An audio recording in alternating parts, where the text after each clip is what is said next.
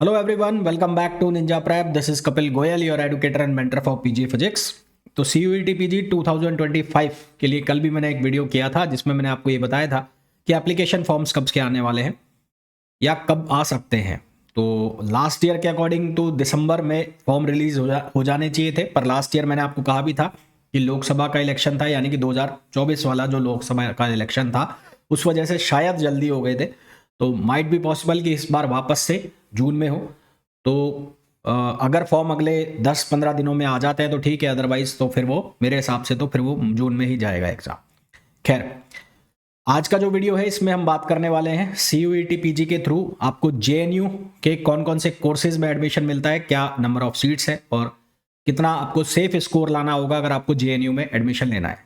As you know कि CUET PG के अंदर बहुत सारी पार्टिसिपेटिंग यूनिवर्सिटीज़ हैं, जिनमें से कुछ यूनिवर्सिटीज़ हैं जो बच्चों की ड्रीम यूनिवर्सिटीज़ हैं। उनमें से भी हम 4 यूनिवर्सिटीज़ की अगर बात करें, जेएनयू जो सबसे डिमांडिंग यूनिवर्सिटी है, जिसके लिए सबसे ज़्यादा बच्चे इस एग्ज़ाम को देना प्रेफर करते हैं। फिर उसके बाद बीएचयू, डीयू और एचसीयू, ये 4 यूनिवर्सिटी हैं जो ड्रीम यूनिवर्सिटीज़ होती हैं जो सीयूईटी पीजी का एग्ज़ाम दे रहा है उन सभी के लिए।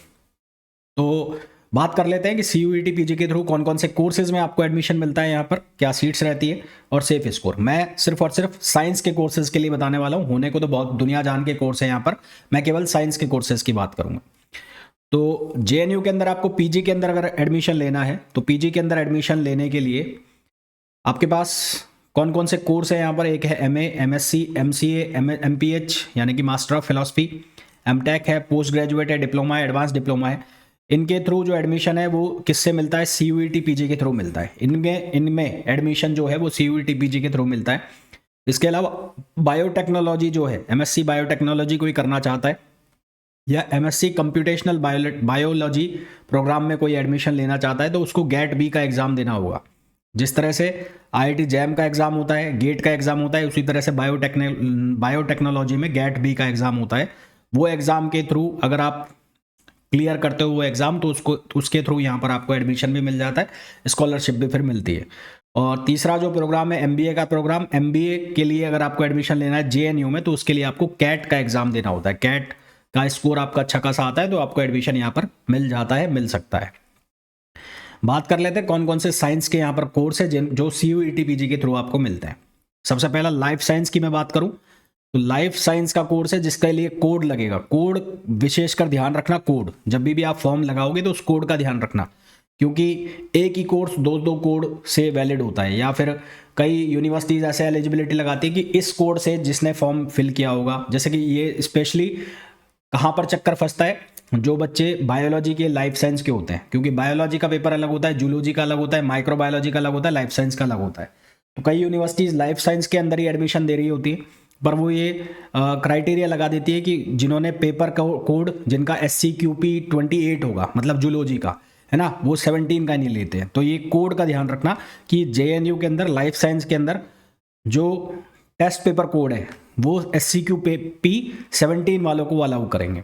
अब एलिजिबिलिटी क्राइटेरिया क्या है यहाँ पर, बैचलर हो आपके पास, या तो BSc हो या BTech हो, बायोलॉजिकल, फिजिकल और एग्रीकल्चरल साइंस में, है ना, बायोलॉजिकल, फिजिकल और एग्रीकल्चरल साइंस में, और बायोटेक्नोलॉजी में आपने किया हो 10+2+3 का पैटर्न हो, है ना, 10+2+3 का पैटर्न हो और मिनिमम 55% मार्क्स हो।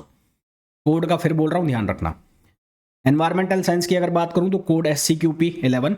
इसके लिए जो एलिजिबिलिटी क्राइटेरिया है वो BSc डिग्री और equivalent in any branch of science, applied science, under 10+2+3 scheme, और BTech वाला भी अलाउ है, BTech वाले भी अलाउ है, और मिनिमम परसेंटेज जो मांगा है 55% है। एज का कोई चक्कर नहीं है, एज का कोई क्राइटेरिया नहीं है।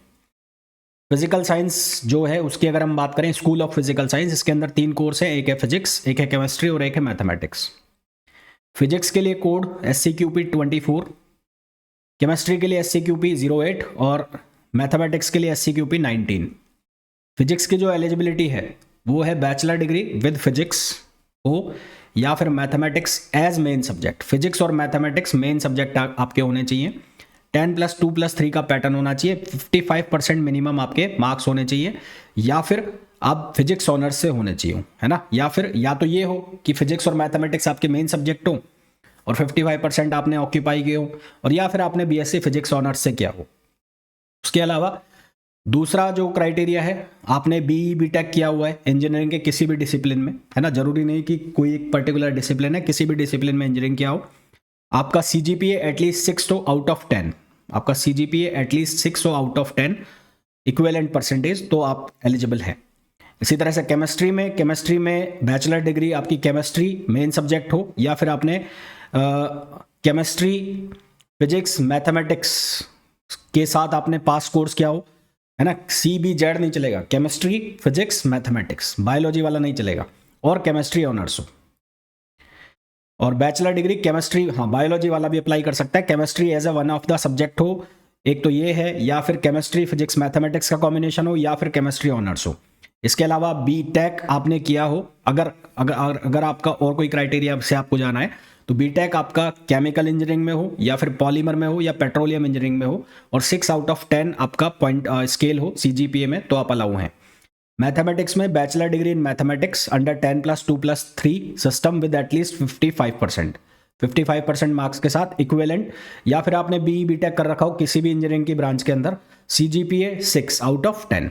तो ये स्पेशली ध्यान रख लेना, जो भी फिजिक्स का बच्चा है, जो भी केमिस्ट्री का बच्चा है, और जो भी मैथमेटिक्स का बच्चा है, उनकी बच्चों की बहुत क्वेरी रहती है कि हमें बैचलर हम अलाउड है या नहीं अलाउड। अच्छा, एक चीज़ और मैं बता दूं कि भाई इन चीज़ों के रिलेटेड मेरे को मैसेज मत करना प्लीज़, क्यों मैं इन चीज़ों का रिप्लाई नहीं कर पाता, बहुत सारे मैसेज आए हुए रहते हैं, तो इसलिए मैंने बीच में वीडियोस बनाना बंद भी कर दिया था। मैं आपको यहाँ पर जो बताता हूँ वहीं से देख लीजिए इन चीज़ों के रिगार्डिंग, ना तो आप प्लीज़ फ़ोन कीजिए और ना ही इन चीज़ों के रिगार्डिंग स्पेशली, और ना मैसेज वगैरह कुछ कीजिए। Next, school of computational and integrative science, इसके अंदर 2 तरीके से एडमिशन होता है, एक होता है इसमें गेट के थ्रू, और एक ये CUET PG के थ्रू लेते हैं। CUET PG के थ्रू भी जो बच्चा फिजिक्स से है, या जो SCQP 24 का एडमिशन जिससे पेपर दे रहा है, और उसको JNU के अंदर एडमिशन लेना ही लेना है, मतलब किसी बच्चे का ये एक ड्रीम है कि JNU के अंदर मेरे को एडमिशन लेना ही लेना है, फिजिक्स अपने बस की बात है नहीं, तो ये वाला जो कोर्स है कंप्यूटेशनल साइंस वाला कोर्स है, ये कोर्स के अंदर आप अप्लाई करना JNU में। यहाँ पर इतना बच्चा एडमिशन नहीं लेता है, तो इसकी सीटें लगभग खाली जाती है, कम कट ऑफ जाती है, तो यहाँ पर एडमिशन मिल जाता है। अगर JNU ही तुम्हारा टारगेट है तो इस कोर्स के अंदर भी आप अप्लाई कर लेना, स्पेशली फिजिक्स वाला बच्चा। जब आप फॉर्म भरोगे JNU का, काउंसलिंग होगी, जब की बात बता रहा हूँ, तो इसकी eligibility minimum 55% marks in bachelor degree in mathematics physics chemistry engineering computer science और रिलेटेड अलाइंड एरिया। कोड ये अलाउ जो करेंगे SCQP 24, इसमें 2 है, एक है ट्रैक 1 TROM और एक है ट्रैक 2। ट्रैक 2 का जो कोड ये लेंगे SCQP 22, और उसमें ये लेंगे बैचलर डिग्री इन मेडिसिन बायोलॉजिकल लाइफ साइंस और रिलेटेड अलाइड एरियाज। मतलब जो बच्चा दिल्ली में JNU में एडमिशन लेना चाहता है बायो वाला, जिसने लाइफ साइंस का एग्जाम दिया हुआ है ना, और उसको JNU में ही जाना है, तो इस कोर्स के लिए अप्लाई कर देना, ट्रैक 2 कंप्यूटेशनल साइंस के लिए। नेक्स्ट, फिर है special centre of molecular medicine, तो इसके लिए SCQP 17, देखो कोड SCQP 17 वाले लगेगा, लाइफ साइंस वाला पेपर लगेगा मॉलिक्यूलर मेडिसिन में भी। इसमें जो एलिजिबिलिटी के लिए है, उसमें है bachelor degree in any branch of basic और applied science, any branch of basic और applied science from recognised university. मतलब आपकी साइंस में, अप्लाइड साइंस के अंदर डिग्री होनी चाहिए। कुल मिलाकर यहाँ पे ऐसा कोई चक्कर नहीं है कि आपने केमिस्ट्री से किया है, लाइफ साइंस से किया है, फिजिक्स से क्या है, केमिस्ट्री से क्या है, अप्लाइड साइंस के अंदर आपके पास डिग्री होनी चाहिए। SCQP 17 का कोड लगेगा, ध्यान रखना, है ना। ये और ये दोनों अलग अलग चीज़ें हो जाती है। आप कहोगे कि एलिजिबिलिटी तो मैं पूरी कर रहा हूँ, पर ये वाला पेपर कोड भी होना चाहिए, मतलब इस पेपर कोड के थ्रू जब अप्लाई करोगे प्री एलिजिबिलिटी क्राइटेरिया है जो लगेगा। नंबर ऑफ सीट्स की बात कर लेते हैं, किस कोर्स के अंदर कितनी सीट हैं। तो MSc फिजिक्स के अंदर जो सीट्स हैं टोटल वो है 41, जिसमें से जनरल की यानी कि UR की सीट हो जाती है 17, SC कोटा में 6, ST में 3, PWD में 2, OBC में 11 और EWS में 4। केमिस्ट्री के अंदर टोटल नंबर ऑफ सीट्स है 25, मैथमेटिक्स के अंदर टोटल नंबर ऑफ सीट्स है 15। सबसे ज़्यादा जो सीट है वो है फिजिक्स के अंदर, यहाँ सबसे ज़्यादा सीट है अप्लाइड साइंस की जो तीनों ब्रांच है। फिर कंप्यूटेशनल और इंटीग्रेटिव साइंस की मैं बात करूं, जो मैं बता रहा था आपको जहां एडमिशन लेना आसान होता है, वो है 30 नंबर ऑफ सीट्स हैं, जिसमें से ट्रैक 1 ट्रैक 2 में बढ़ जाती है, और 15 सीट जो है वो गेट के थ्रू आ जाती है, तो 15 के अगेंस्ट ही एडमिशन मिलेगा। मॉलिक्यूलर मेडिसिन के अंदर टोटल नंबर ऑफ सीट्स है 10, एनवायरमेंटल साइंस के अंदर टोटल नंबर ऑफ सीट्स है 39, और लाइफ साइंस के अंदर टोटल नंबर ऑफ सीट्स है 38। तो लाइफ साइंस की कट ऑफ बहुत ज़्यादा जाएगी। कट ऑफ क्या जाती है यहाँ पर, कितने नंबर पर आपको एडमिशन मिल जाता है वो आपको बताते हैं। उसके पहले जो भी बच्चा CUET PG फिजिक्स के लिए प्रिपेयर कर रहा है तो वो अच्छे से जानता होगा मेरे चैनल को, नहीं भी जानता है तो CUET PG के लिए आप सर्च कर सकते हैं। बहुत सारे वीडियोस मेरे चैनल पर आपको मिल जाएंगे फिजिक्स के लिए। साथ ही साथ ये मैं आपको बताना चाहूँगा कि एक बैच, रेगुलर बैच चल रहा था मंजिल और मंजिल 2.0 करके, जो कि ऑलमोस्ट फिनिश होने के कगार पर है, जिसमें मैंने डिटेल में आपको फिजिक्स पढ़ाया हुआ है। अब कई बच्चे ऐसे हैं जो दिसंबर से प्रिपरेशन स्टार्ट करते हैं, तो जो दिसंबर से प्रिपरेशन स्टार्ट करते हैं तो उनके लिए क्रैश कोर्स में स्टार्ट कर रहा हूँ 18 तारीख से। इम्पल्स बैच इसका नाम होगा। 2 कोर्स होंगे इसके अंदर, एक होगा इम्पल्स और एक होगा इम्पल्स प्लस। इम्पल्स प्लस में आपके प्रैक्टिस क्वेश्चंस बढ़ जाएंगे, प्रैक्टिस क्वेश्चंस की क्वांटिटी ज़्यादा होगी। इम्पल्स के अंदर प्रैक्टिस क्वेश्चन 1000 के आसपास आपको मिलेंगे। इम्पल्स बैच का जो प्राइस होगा वो 3200 रुपये होगा। लाइव और रिकॉर्डेड दोनों क्लास इसमें आएंगी। कुछ क्लास लाइव होंगी, कुछ रिकॉर्डेड भी आएंगी। और टेस्ट सीरीज, क्लास PDF वगैरह सब इसके अंदर इंक्लूड रहेगा। ये जो कोर्स की कंप्लीशन की डेट है ये लगभग मार्च फर्स्ट वीक तक कोर्स कंप्लीट होगा। इन केस अगर आपका एग्ज़ाम मार्च में होता है तो, और नहीं भी होता है तो मार्च तक मैं इसको कंप्लीट करा दूंगा, है ना। और ये जो कोर्स है वैलिड रहेगा जुलाई तक। इसके अलावा इम्पल्स प्लस का जो फीस है वो 3500 रहने वाला है। मंजिल 2.0 बैच, जिनको डिटेल में प्रिपरेशन करना है वो ये बैच ज्वाइन कर सकते हैं। मंजिल 2 या मंजिल 0 दोनों एक ही बात है, दोनों ही बैच में सेम कंटेंट है और ये ऑलरेडी स्टार्ट हो चुके थे। अक्टूबर में, 1 अगस्त में स्टार्ट हुआ था, दोनों खत्म होने के वाले हैं। इम्पल्स प्लस बैच का मैंने आपको बता दिया। इम्पल्स प्लस बैच जो है 3500 है। ये कोई भी बैच अगर आपको ज्वाइन करना है तो इसके लिए आपको Ninja prep app by Kapil sir download करना होगा, जिसे आप गूगल प्ले स्टोर से डाउनलोड कर सकते हैं। बात कर लेते हैं कट ऑफ की 2024 की।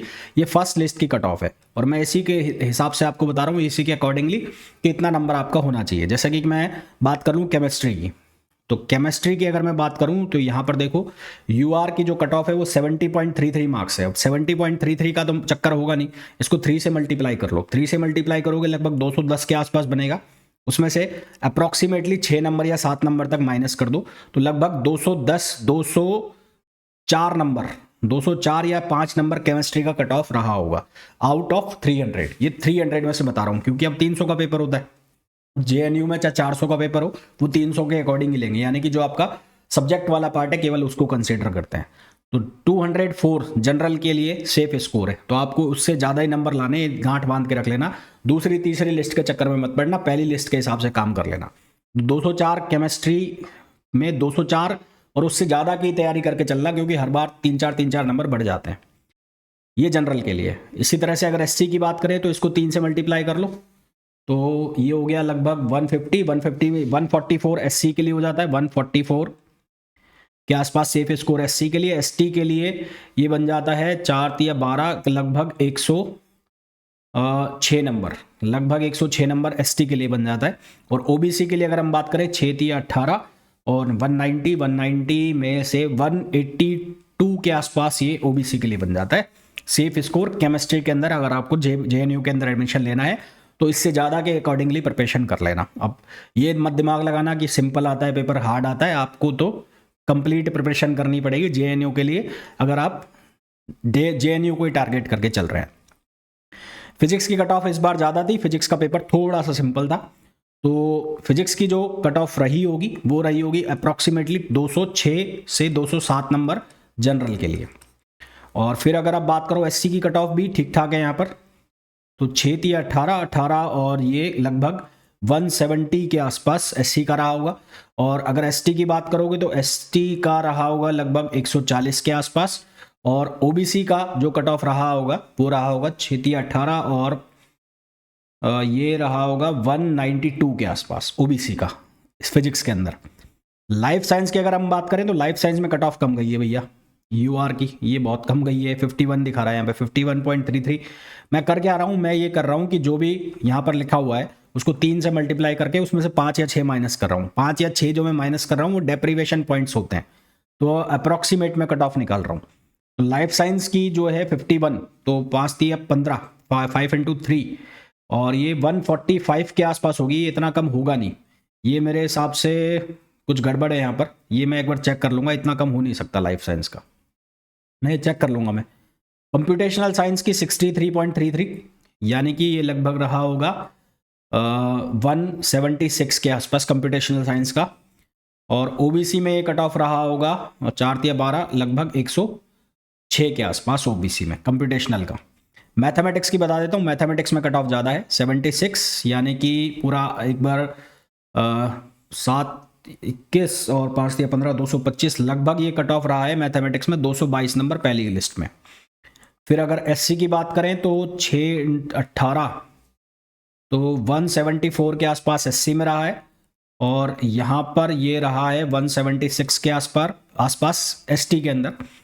और ओबीसी के अंदर अगर हम बात करें तो ओबीसी में ये रहा है करीबन 218 नंबर फर्स्ट लिस्ट में। इसी के हिसाब से प्रिपेयर करके चल लेना। मैथमेटिक्स में ज़्यादा जोर मारना पड़ेगा, मैथमेटिक्स का कंपटीशन ज़्यादा है, नंबर ऑफ अपीरेंट ज़्यादा होता है मैथमेटिक्स में, क्योंकि आप फॉर्म जब अप्लाई करते हैं तो 2-2 3-3 सब्जेक्ट के लिए कर सकते हैं। तो फिजिक्स का जनरली बच्चा छोड़ देते हैं, वो मैथमेटिक्स का देने में ज़्यादा इंटरेस्ट रखते हैं, क्योंकि आसान पड़ता है, करने में भी मज़ा आता है, तो इसलिए मैथमेटिक्स में ज़्यादा इंटरेस्ट दिखाते हैं बच्चे। तो मैथमेटिक्स का कट ऑफ हर बार बढ़ रहा है, ठीक है। केमिस्ट्री का कट ऑफ इतना ज़्यादा नहीं जाता है, कुछ भी कारण उसके हो सकते हैं। फिजिक्स का इस बार पेपर सिंपल था, अदरवाइज फिजिक्स का भी कम ही रहता है कट ऑफ। कम का मतलब है कि केमिस्ट्री और फिजिक्स के लगभग सेम से चलते हैं।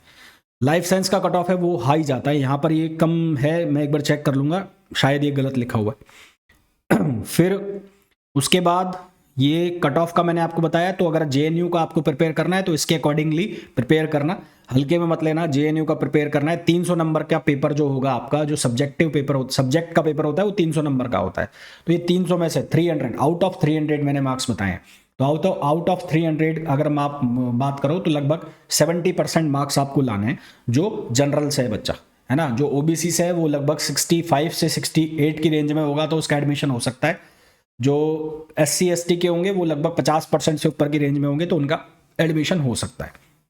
बाकी जो फिजिकल साइंस वाले हैं, फिजिक्स वाले हैं, उनको प्रिपेयर करना है तो वो मेरा ऐप डाउनलोड कर सकते हैं, वहाँ से वो प्रिपेयर कर सकते हैं। फिजिक्स वाले बच्चे, कौन से वाले बच्चे? फिजिक्स वाले बच्चे मेरा टेलीग्राम ग्रुप जो है कपिल गोयल फिजिक्स, इसे ज्वाइन कर सकते हैं। यहाँ पर मेरा जो भी कंटेंट है फिजिक्स से रिलेटेड वो अपलोड होता रहता है, और साथ ही साथ कोई भी न्यूज़ आती है तो मैं बता देता हूँ। और एप्लीकेशन जो है जो आप गूगल प्ले स्टोर से डाउनलोड कर सकते हैं, Ninja Prep by Kapil sir. तो इस वीडियो में इतना ही। होपफुली ये वीडियो आप लोगों के लिए काफ़ी यूज़फुल रहा होगा, है ना। इसी तरह के और वीडियोस भी मैं आपके लिए लाने वाला हूँ, जिसमें मैं आपको other universities like BHU DU HCU उनके बारे में भी बताने वाला हूँ। वहाँ कौन से कोर्स हैं, क्या नंबर ऑफ सीट्स हैं, कितने नंबर के लिए आपको प्रिपरेशन करनी चाहिए ताकि आपको उस यूनिवर्सिटी के अंदर एडमिशन मिल जाए। वीडियो को छोड़ने के पहले वीडियो को प्लीज़ लाइक ज़रूर कर देना, चैनल को सब्सक्राइब नहीं किया है तो सब्सक्राइब कर देना और शेयर ज़रूर कर देना। मिलते हैं नेक्स्ट वीडियो में, till then thank you, bye bye.